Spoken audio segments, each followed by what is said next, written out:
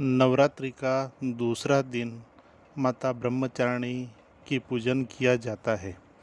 माँ दुर्गा की नव शक्तियों का दूसरा स्वरूप ब्रह्मचारिणी का है। यहाँ ब्रह्म शब्द का अर्थ तपस्या है।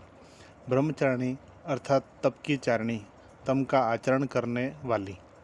यह भी कहा जाता है ब्रह्मचारिणी देवी का स्वरूप पूर्ण ज्योतिर्मय एवं अत्यंत भव्य है।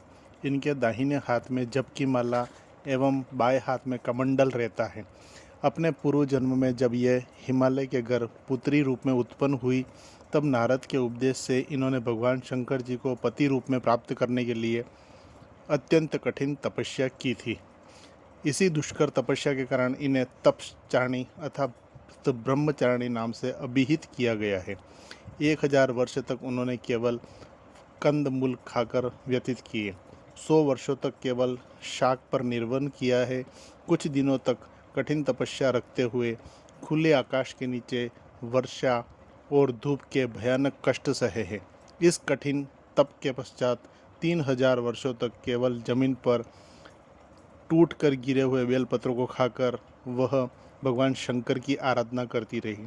इसके बाद उन्होंने सूखे बेलपत्रों को भी खाना छोड़ दिया। हजारों वर्षों तक निर्जल निराहार तपस्या करती रही। इसके बाद इनका नाम अर्पणा भी पड़ गया। हजारों वर्षों की इस कठिन तपस्या के कारण ब्रह्मचारिणी देवी का वह पूर्व जन्म का शरीर एकदम क्षीण हो उठा। वह अत्यंत कृशकाय हो गई। उनकी यह दशा देखकर उनकी ममता मेना अत्यंत दुखी हो गई।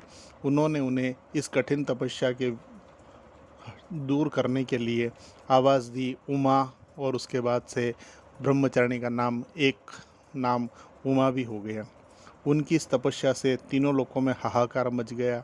देवता, ऋषि, सिद्धगण, मुनि सब भी ब्रह्मचारिणी देवी की इस तपस्या को अभूतपूर्व पुण्यकृत बताते हुए उनकी प्रशंसा की। अंत में पितामह ब्रह्मा जी ने आकाशवाणी द्वारा उन्हें संबोधित करते हुए कहा, हे देवी, आज तक किसी ने ऐसी कठोर तपस्या नहीं की है। ऐसी तपस्या तुम्ही से संभव थी।